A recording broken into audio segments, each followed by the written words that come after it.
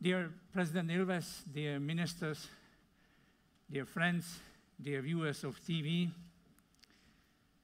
this is going to be a great moment of the history of Globsec conferences.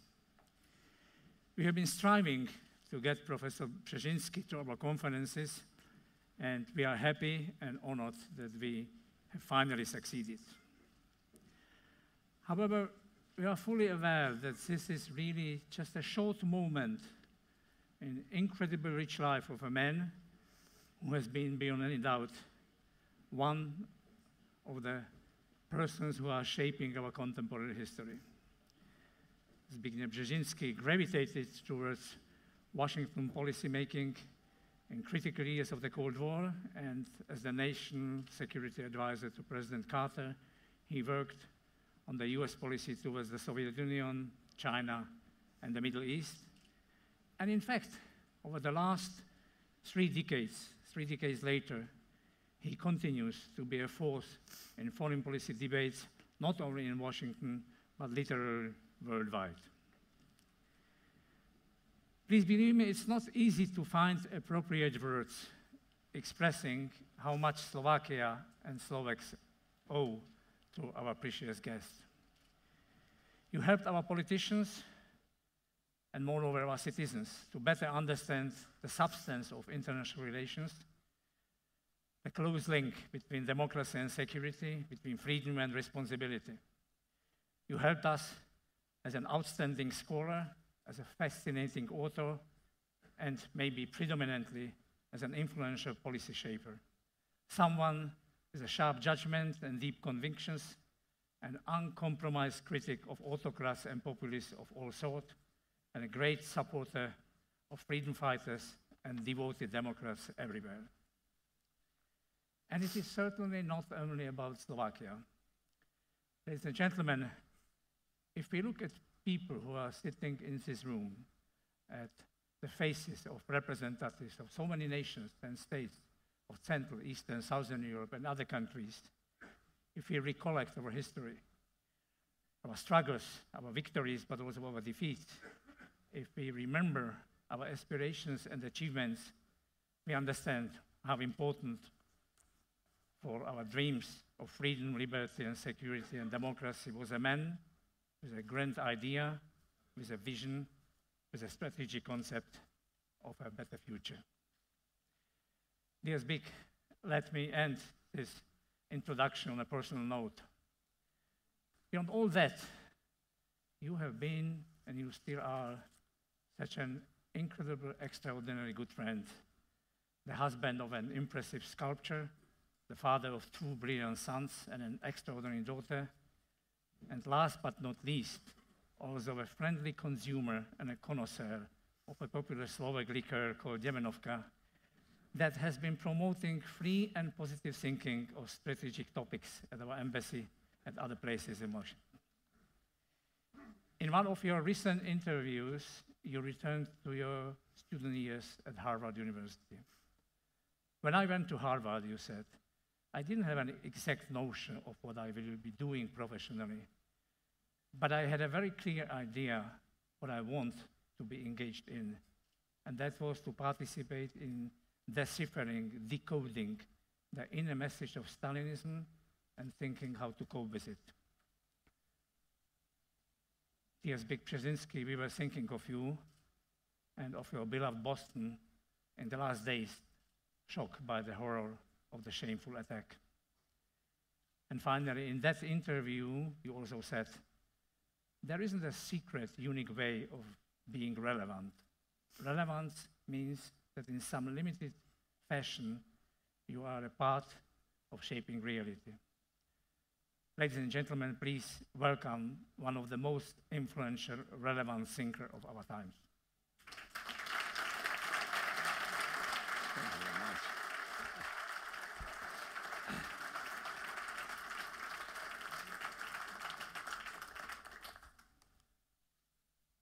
much. Ladies and gentlemen, what can one say after an introduction like this?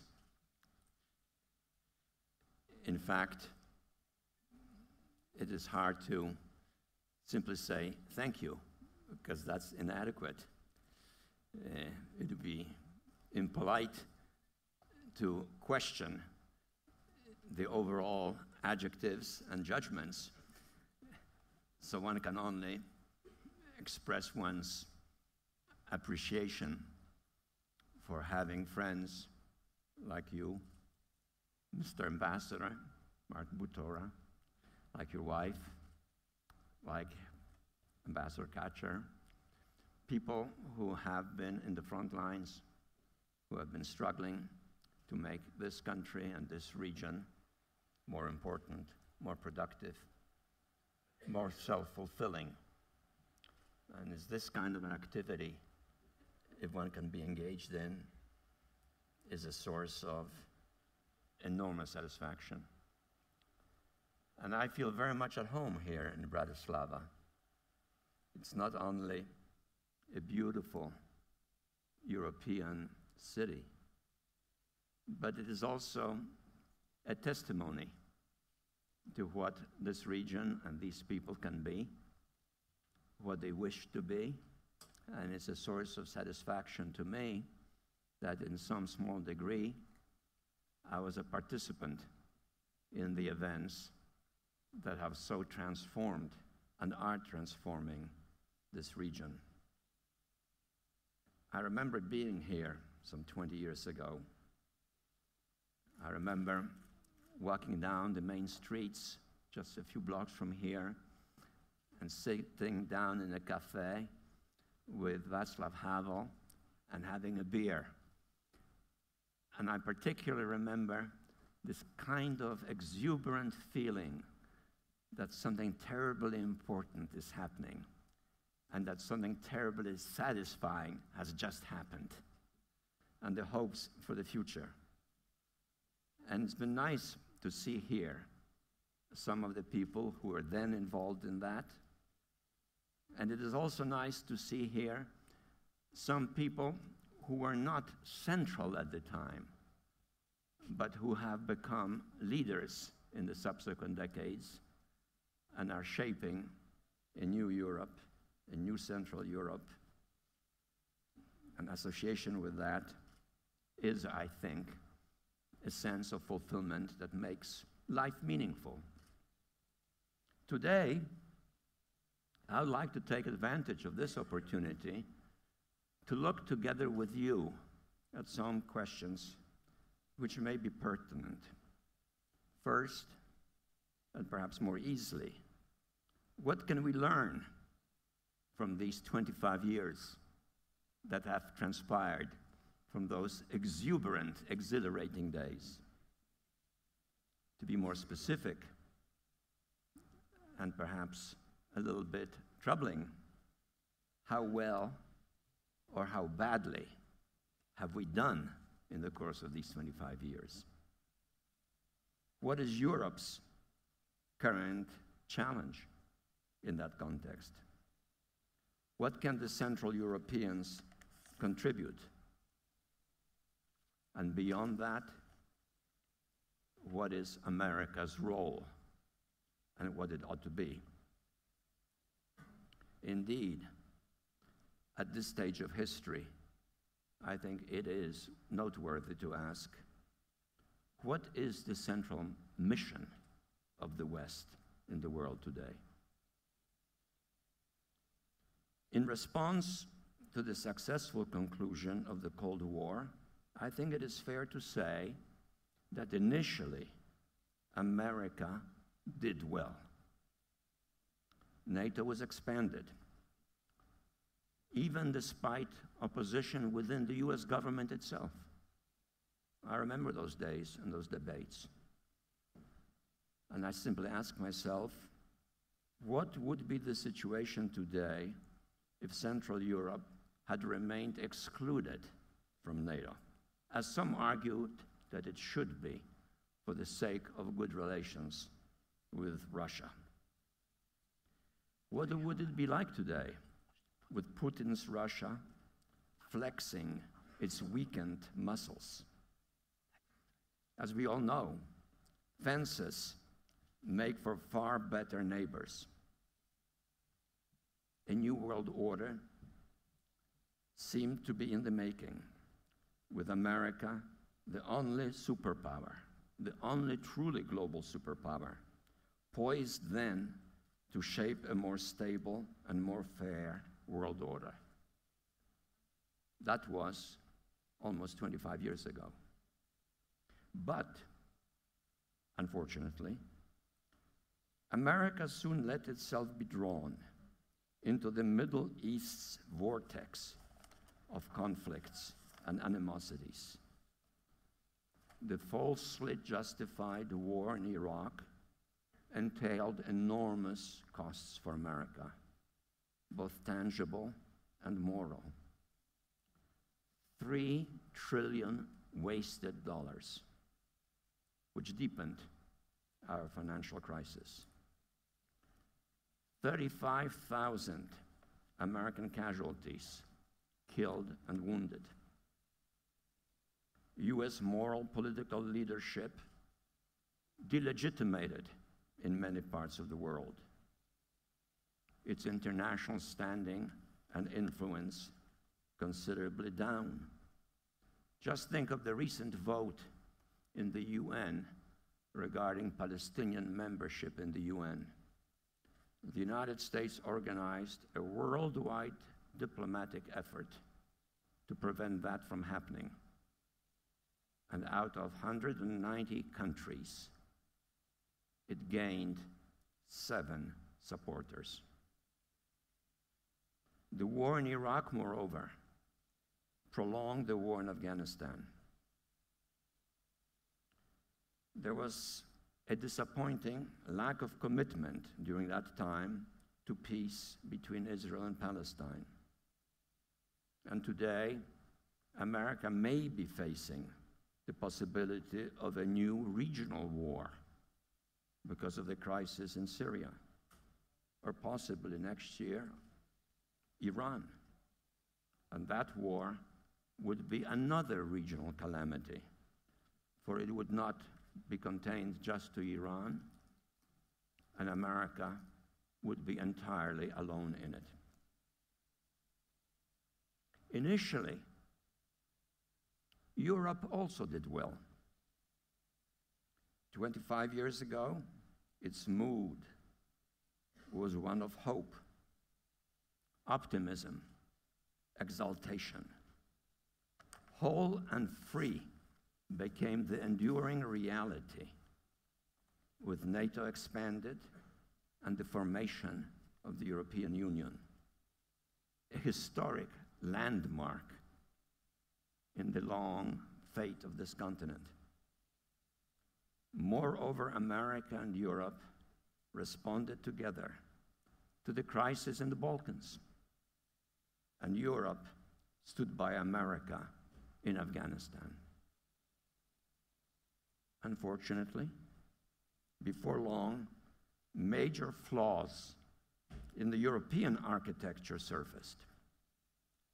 They were compounded by the financial crisis that exploded on both sides of the Atlantic. Europe's main problem is that today's European Union is a Europe more of banks than of people, more an economic convenience than an emotional commitment of the European peoples.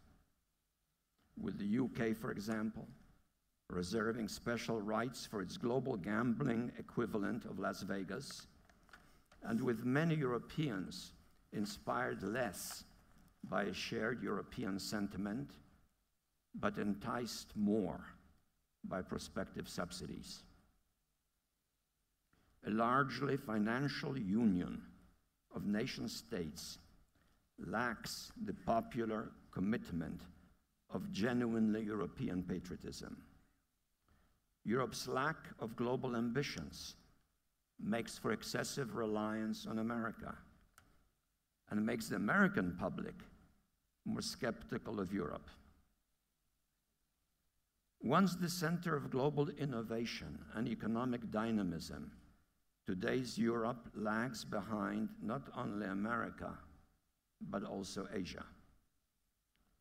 the absence of a wider vision of Europe's global role, not to mention the widely shared European view that assuring global security is largely an American obligation, intensifies narrow aspirations for privileged status for some states and complacent expectations by self-indulging states of generous bailouts from the more disciplined members of the Union. And what can we say, quite frankly, in that wider context of Central Europe? Central Europe became a region of independent states largely after 1919, the child of Wilsonian democratic optimism.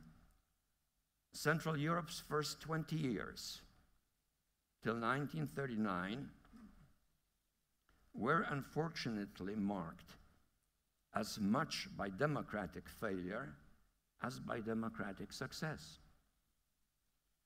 including, in some cases, even presidential and royal assassinations, coups, flirtations with fascism and anti-Semitism, intensifying nationalisms and border disputes. Central Europe then fell victim to World War II and Soviet domination. It regained its identity and freedom only after 50 long years. But after 1990, at first, Central Europe also did well. Democracy, membership in NATO and the EU defined its new, more hopeful era. The peaceful transformation of Czechoslovakia into two states was a model of democratic maturity. And growing regional cooperation became evident. We talked today about Visegrad and the important and constructive role that it is increasingly playing within the European constellation. The Baltic region has a sense of common interest and security. Nordefco, further north in Scandinavia, is a source of growing security cooperation that is of importance to Central Europe. All of that increases the region's European weight.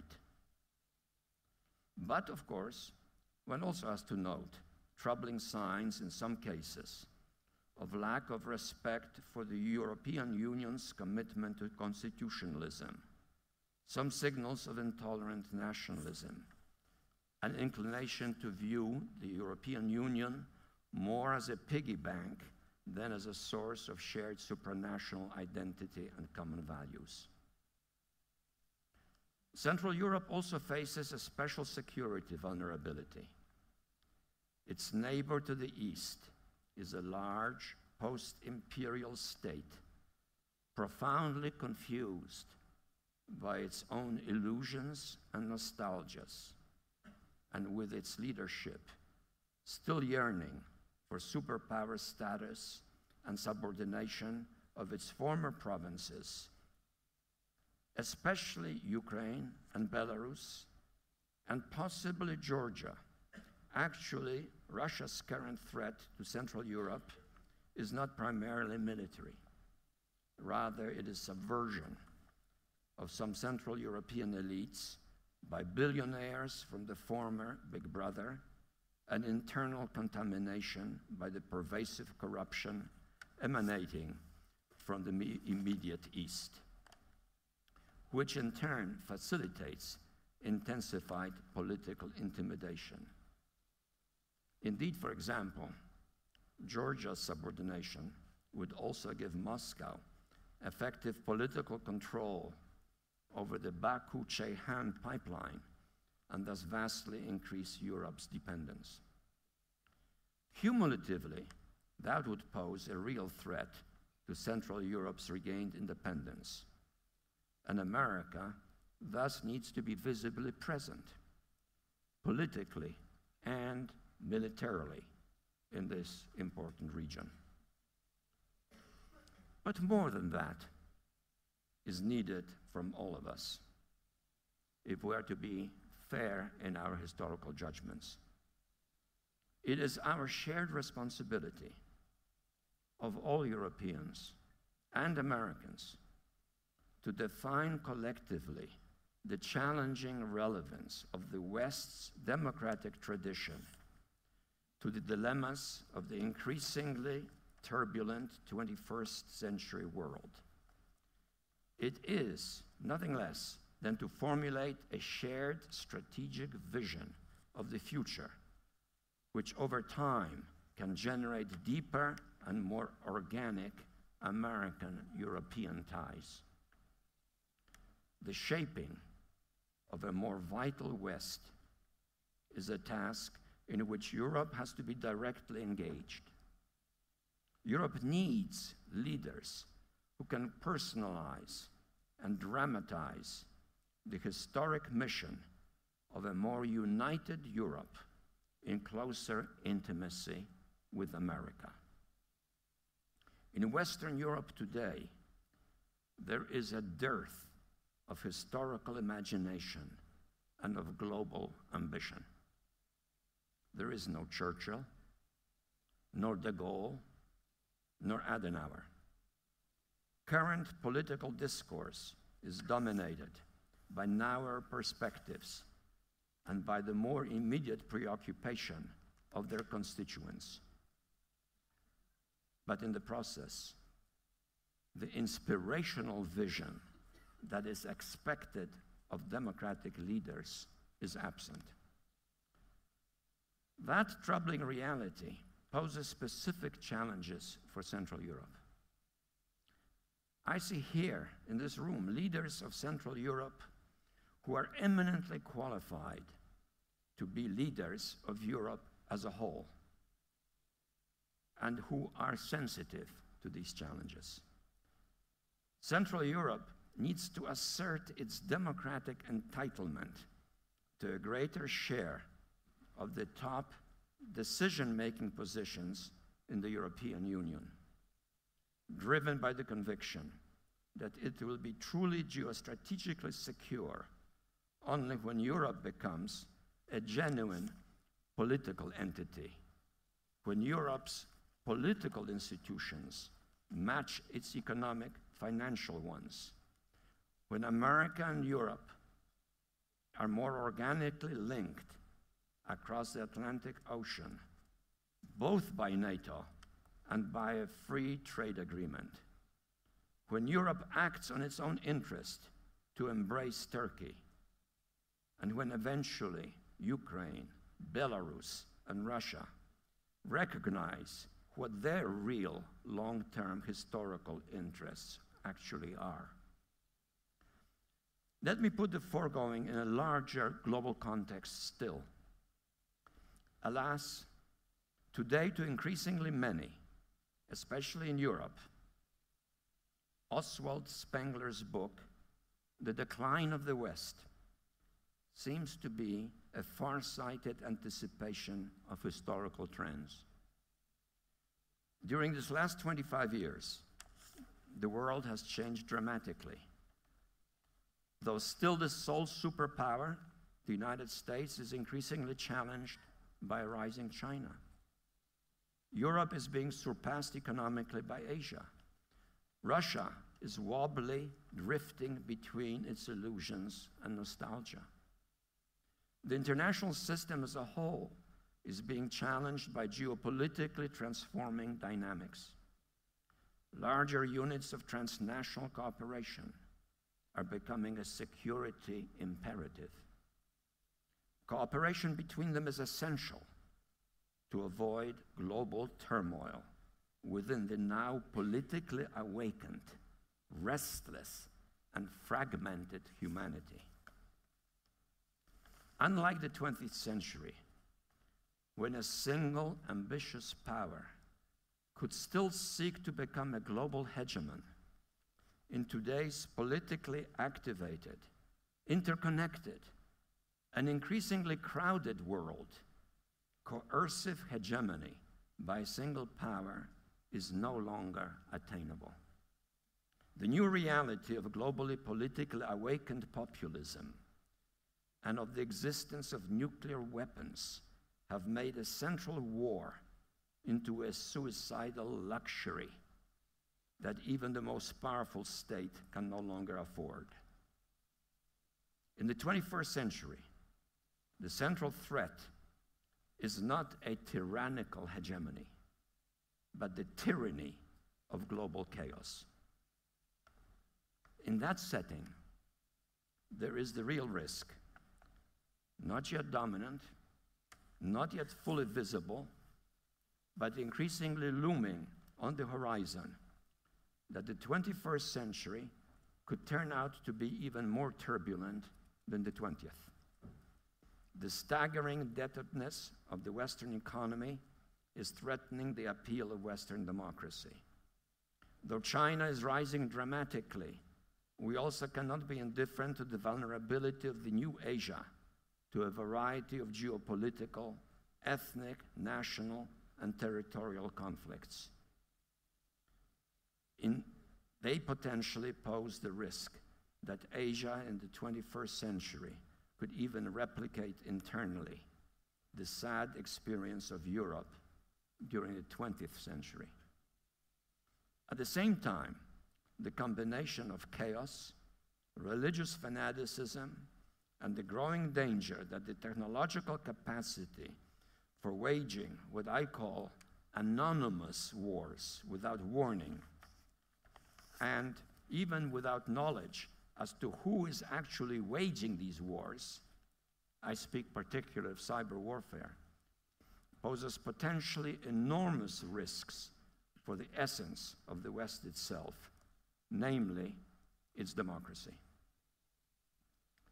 Fortunately, however, countervailing dynamics are also beginning to surface. Today, in America, serious consideration is being given to a North Atlantic free trade area embracing North America and Europe. There is enormous promise in that concept, even though one must not minimize the complex obstacles on the way to its achievement. It will take a number of years, perhaps a decade or so, to bring it into reality. But a shared commitment to that goal will also have, as of itself, important political effects. Eventually, it can create additional transatlantic bonds that will dramatically alter the geopolitical realities of the world as a whole. It can shape a new balance between the Atlantic and the Pacific Oceanic regions, while at the same time generating in the West new vitality, more security, and greater cohesion.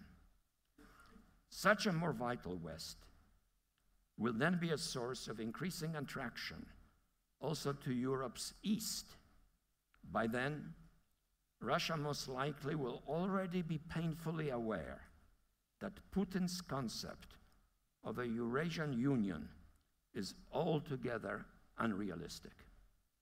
Squeezed between a dramatically developing China in the east and facing a vital Atlantic community in the west, the choice for Moscow should then be obvious. It should be to seek to join an enterprise to which, in terms of cultural antecedents, Russia is eminently qualified to be a member. But that can only happen if Russia itself, in the meantime, undertakes democratization in keeping with the gradual emergence of its new middle class, a class which is becoming much more internationalist and cosmopolitan in its outlook, and also more European in its tastes and aspirations. I am a cautious optimism in that respect. So to conclude, the historical confrontation between rising dangers and longer-range opportunities underscores the special burden that rests on the West. Simply put, it imposes a special obligation on all Europeans and Americans to demonstrate by their own decisions and actions that the West has a relevant message for humanity's self-governance. The world urgently needs such a more vital West, and together, I am sure we can do it. Thank you.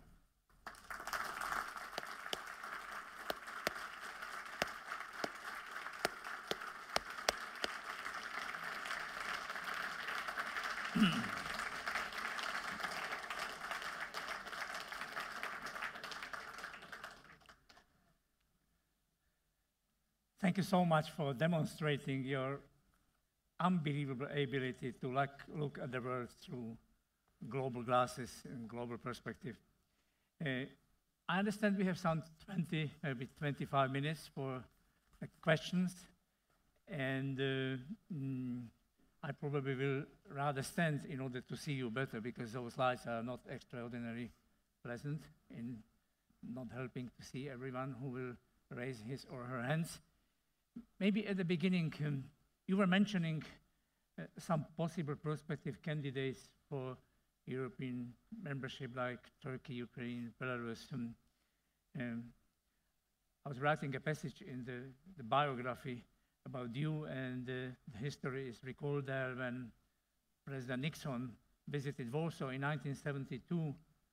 So in that case, a visit which you proposed to the head of Polish Catholic Church didn't take place. On the contrary, when you came with President Carter, you took Rosalind Carter and you did it. This is a clearly demonstrated moral principle of behavior in politics. Now, how to reconcile this with the interest, and there is a shared interest in Visegrad Group, simply to broaden the space of prospective European members, let it be Ukraine and Turkey, how to reconcile this with some question marks over the preparedness of those candidates? Well, I think those are extremely valid and important issues. I would, however, differentiate between Turkey on the one hand and Belarus and Ukraine on the other. And the Turkish democracy is not perfect. Neither is, for that matter, the American. There are still many problems in America regarding democracy. It isn't entirely perfect in the case of all members of the European Union. But it's much better than just middling. The Turkish experiment with democracy is ultimately genuinely democratic.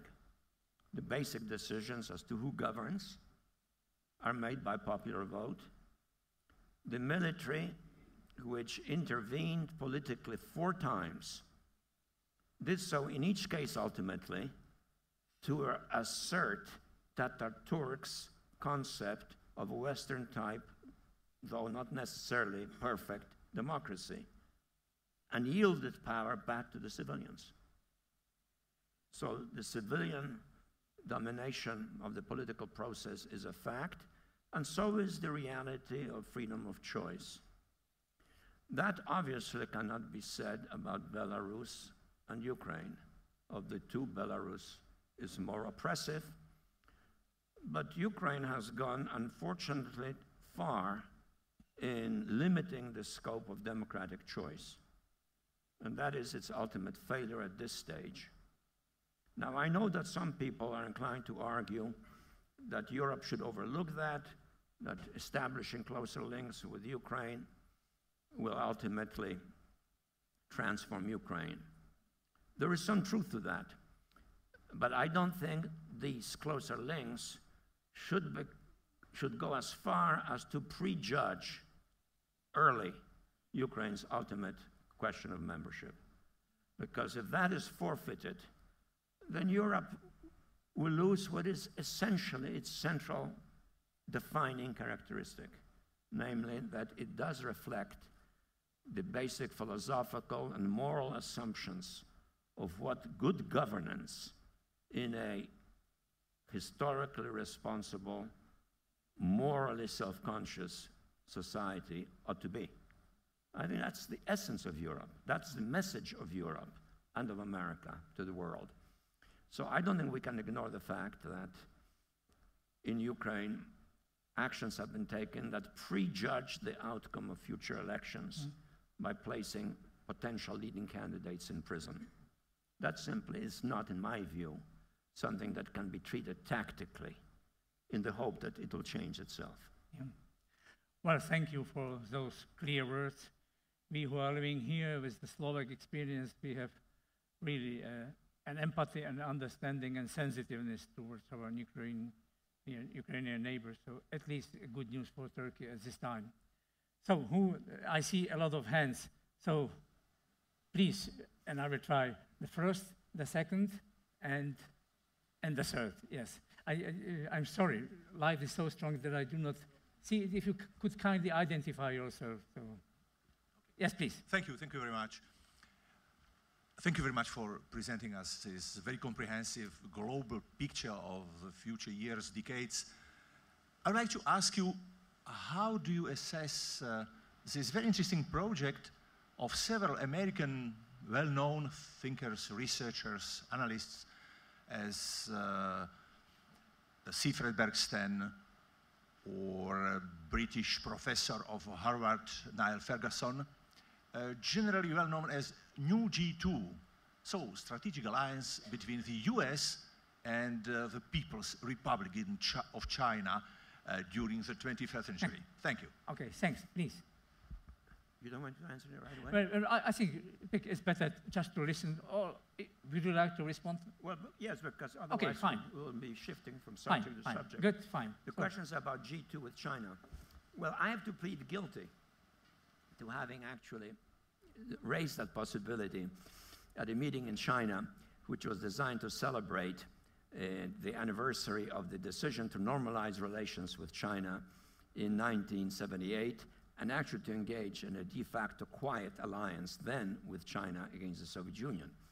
And I suggested that, in a sense, an informal G2 relationship between the two countries is desirable. This was to a rather large and influential Chinese audience, and there was kind of a gasp from the audience, and sense of excitement in the room, and some scattered applause. But then, within a few weeks, there were articles in the Chinese press that the concept of G2 is a very clever trick from the West to entice China into international obligations and responsibilities for which China is not yet ready, and that China ought to be more careful. So that was the end of my relationship with the G2.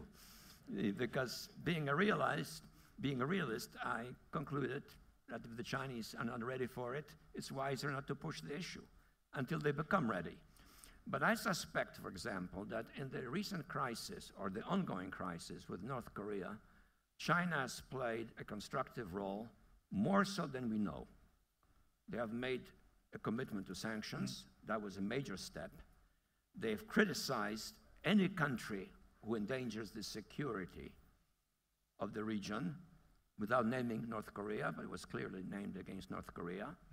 Their military journal came out with a remarkable article revealing various significant inadequacies in the North Korean nuclear program, thereby saying, in effect, to the North Koreans, don't misjudge your capacities. They're not very good. You're very vulnerable. And privately, I suspect they did more.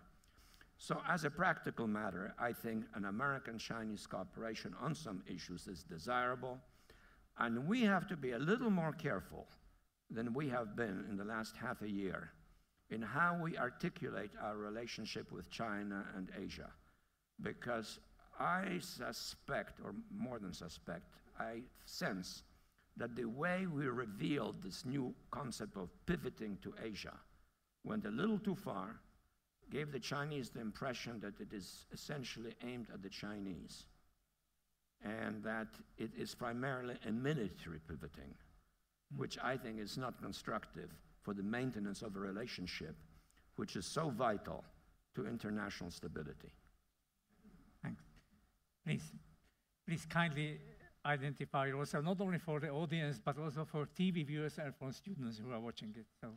My name is Farida Allagi. I'm from the Libyan Forum of Civil Society. Thank you very much, Mr. Brzezinski, for being such a courageous, a visionary, an intelligent American that has always been handling our region in a very objective manner. My question is, do you think that the West, both the Americans and the Europeans, have got the lesson from the sudden Arab Revolution, from a region where everybody has been betting that it will always, the status quo will always continue and no revolt will come from particularly the youth, the silent youth. So do you think they are now revisiting their old strategies and policies, their old strategies and policies that has contributed to the long life of our dictators? Thank you very much. Thanks. You would like to respond? Yes. Well, I think there is a real problem of historical responsibility in the relationship between Europe and what's south of Europe. The fact of the matter is that the European countries were colonizers and imperialists, and their relationship with that part of the world was not one of a civilizing mission only, but it was highly exploitative and in many cases very oppressive. I think that today is a serious complication for any helpful and constructive response to the upheavals that are taking place in that part of the world. To turn to an ongoing issue, I, for example, am troubled by the degree to which we, the United States, in dealing with the Syrian problem, have to be reliant on the British and the French. For I know how the people in the region feel about the British and the French, by now, to some extent, unjustifiably, because Britain and France of today are not the Britain and France of, let's say, 1918, 1917, but the legacies linger. So I think there is a real cultural, historical problem in how we confront that part of the world. And I'm not being sanctimonious, speaking as an American of European origin. We have some problems of that type within America itself. It was only within the last 50 years that we have confronted and to some extent largely dealt with the problem of racial inequality in America. And look who is the president of the United States today, something of which we are all rather proud. But I think there is that dilemma. And part of what I view as the political awakening of the masses in the world that disturbs me is that the politically awakened masses of the world, as they become politically activated, are motivated more and more by historical narratives that are intensely emotional and full of resentment. And that makes the problems of dealing with them more difficult, and it makes it more difficult to help them if we have the will to help them. Not to mention the fact that we are handicapped by the responsibility of our histories too. Yeah. Thank you. Yes, there was a third person, so please go ahead. I'm going to get some water. Excuse me. Oh, yes, my God. Excuse me. This was brought here to help me, and I'll take it back here. Thank you. Charles Grant from the Centre for European Reform in London. I agree with everything you said, Spig, except for your comments on EU enlargement. And let me take a different line from that probably taken by most other people in the room.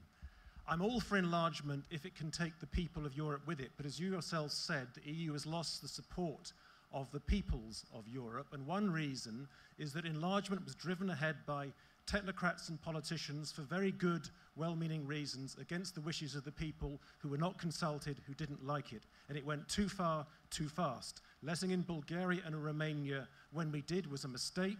It's damaged the whole cause of enlargement. So I would say yes to enlargement when politicians can persuade the peoples in their countries that it's good for them and in their interests. But for now, we have to go slowly.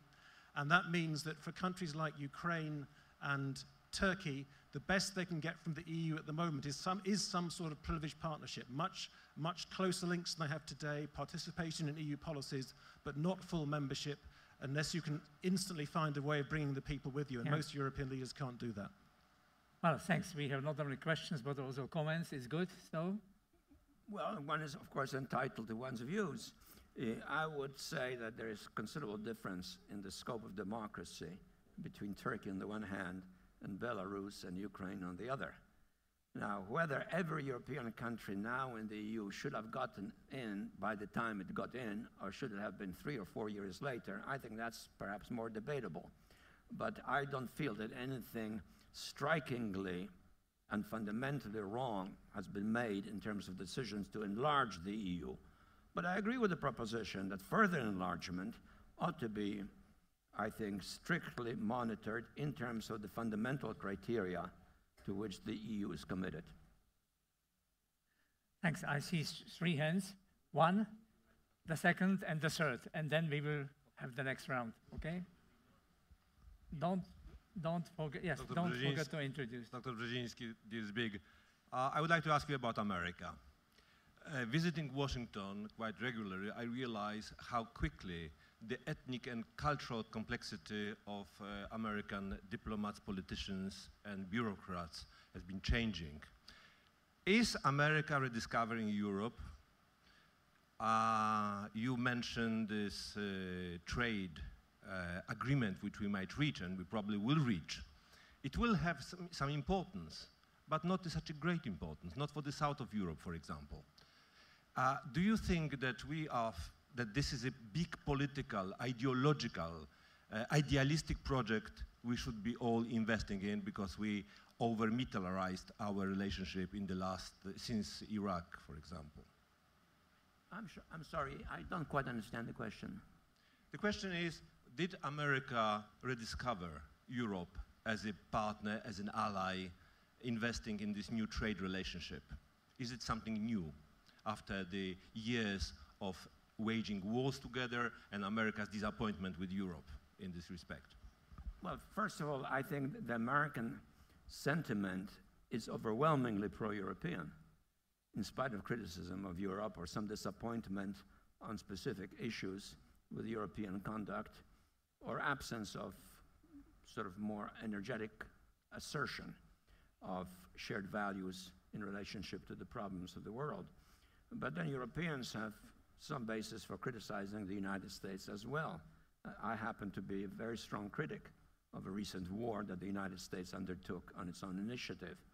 But these are the kinds of problems that we can handle together in the context of something fundamentally shared, which is the commitment to constitutionalism and democracy. I think if we move forward, for example, on the free trade area, and that is accompanied by a NATO that's vital, the cumulative effect of that will have far-reaching geopolitical consequences. And that fills me with some degree of confidence, especially since the initial reaction in the United States to what Obama has proposed has been almost universally positive.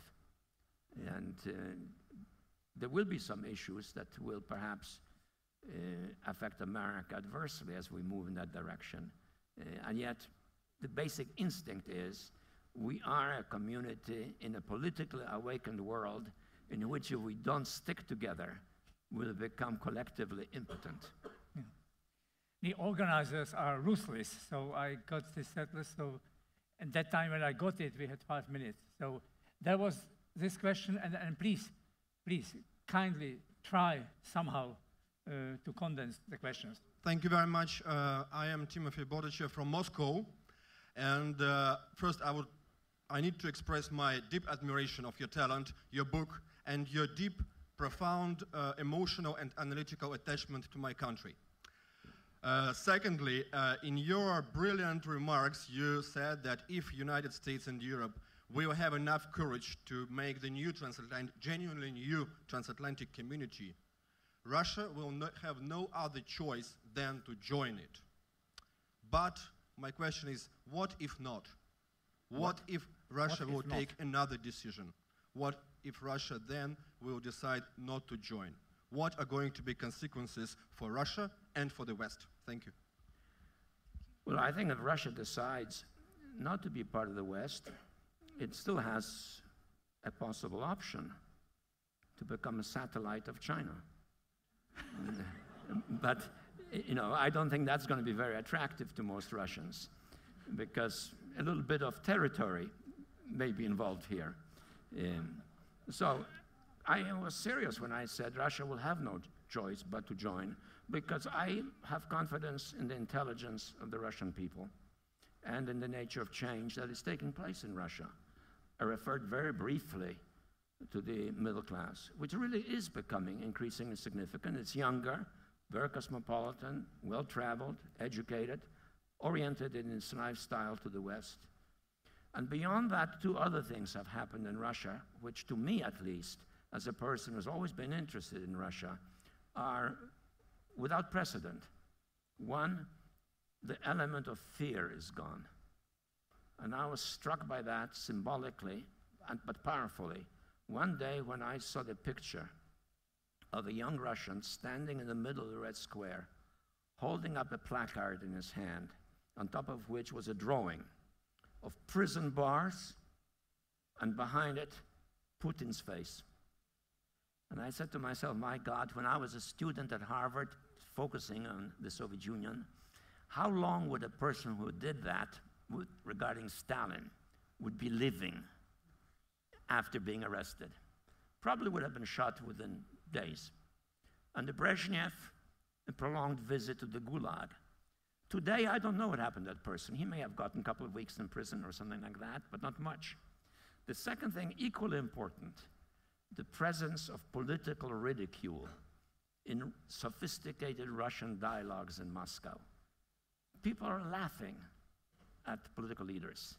The business about the president of Russia flying with some birds, dressed like a bird, sitting on some contraption.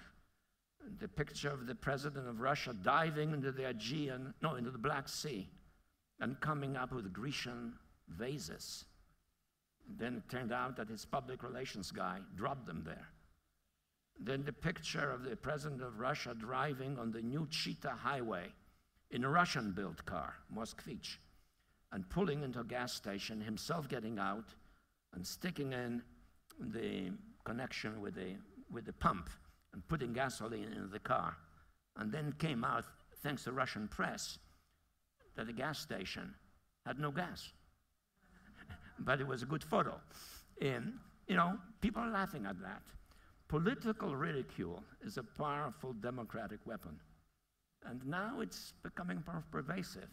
So I honestly think that if Putin is very much alert and aware, maybe he'll alter course. But more likely that will happen after he's no longer president. But we're dealing, I think, within a relatively, one way or the other, short period of time. And that makes me very hopeful. Well, thank you for adding this new element in strategic thinking. I know that we should end, but we promised that I don't know who it was, but there was a voice, there was a hand who wanted to ask or... Yes. Yes, thank you, Chairman. Yes, give please. me the chance. I'm from China, from Beijing, not Yes. from the moon or Jupiter like that. So exactly, also Dr. Brzezinski, because I'm from the China Institute of International Studies. So I should tell you a good news. Firstly, is more than 10 years ago, it's my institute translated your book, The Grand Chessboard, into Chinese. So far, it's good sale. So it's a good news for you. I'm sorry, I didn't get it. Could you kindly repeat the last? Okay, Professor I'm from Brzezinski, China Institute of International Studies. It's more than 10 years ago. It's my institute. We translated your book, The Grand Chessboard, into Chinese. So far, it has a very, very good sales record in China. So that's a good news for you, firstly. And secondly, also we know that, you are so important, especially in the history, to help United States government to shaping its relations with China. So also I share with you some points from your remarks, especially for the Obama administration. It should be more cautious to have some big strategic adjustment to China like that. Because we are too big. Even, of course, just like you mentioned that now China refused the concept of a G2 officially. But I think it will give some more new ideas, through this kind of mindset to China. My question is, you mentioned in your presentation that you stressed the big challenges from China, the rise in China to the United States now. But then you described the blueprint for the 20th century order like that. You said that there will be no any single superpower, no any dominating power in the order affairs. So I got a little bit of confusion that it's in the same logic or it's in the same context. Once there will be a new order of the world in next century, which means maybe we needed to get more and more sharing of leadership. Yes. Okay, thank you. Well, let me put it this way. I am somewhat engaged in some debates in America regarding US policy towards China, and particularly in the academic circles. Some professors have been very critical of me, saying that the entire experience of political studies and of political theory points to the conclusion that a conflict between America and China is inevitable. That whenever a dominant power confronts a rising power, a collision between them has to happen, and it has happened historically. And my answer to that is, yes, that's true. That's what's happened. But political theory is essentially extrapolation from experience. So if it doesn't happen, the political theory will have to be changed. And we won't know until we know whether it has happened or hasn't happened. What is new, however, is the overall context of global affairs, which is such that the emergence of a single, absolutely dominant superpower that controls the world is now increasingly difficult, because the cost of a conflict between superpowers has become prohibitive. And therefore, there is an inbuilt self-restraint on the acquisition and exercise of power. I notice, for example, that China has done extremely well in economic development. Maybe that will continue, maybe not. That's debatable, but it certainly has been a transformation that is without precedent, without question in terms of human history. Any one of you who's been to China has seen China transformed completely, not yet fully, but completely in terms of its potential, modernity, and so forth, at a pace far greater than anything that has happened in the West, including in the United States.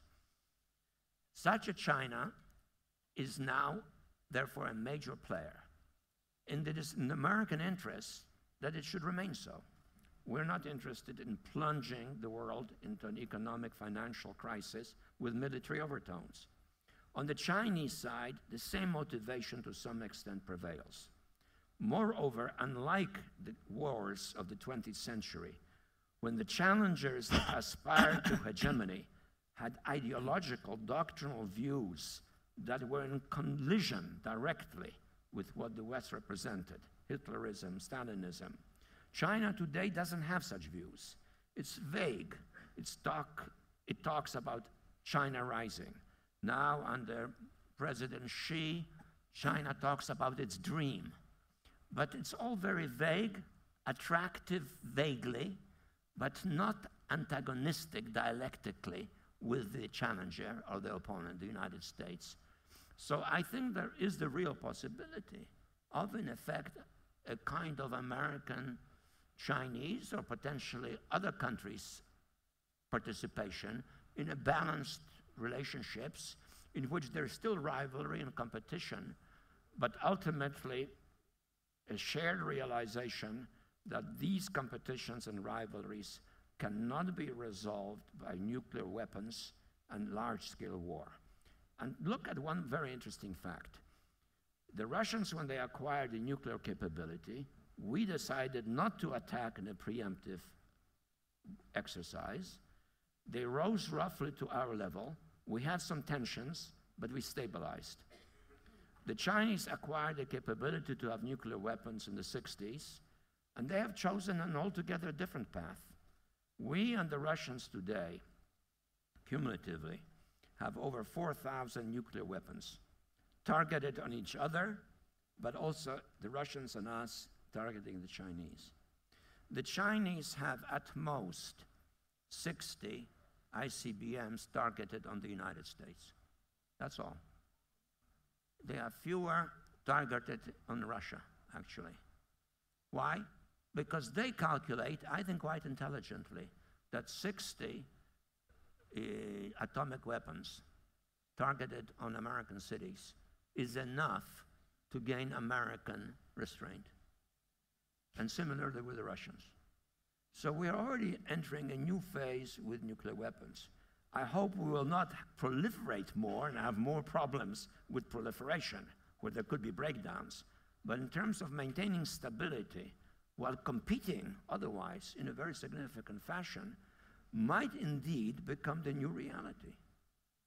And that means we then both are guided by some significant degree of self-restraint, and above all else, an awareness of our mutual interest in avoiding head-on conflict. That's something new in world affairs. Professor Zbigniew Brzezinski, you talked about Europe, Central Europe, Turkey, Libya, Russia, and China, and you demonstrated how it is possible to embrace and think about the world. Thank you so much that you were with us.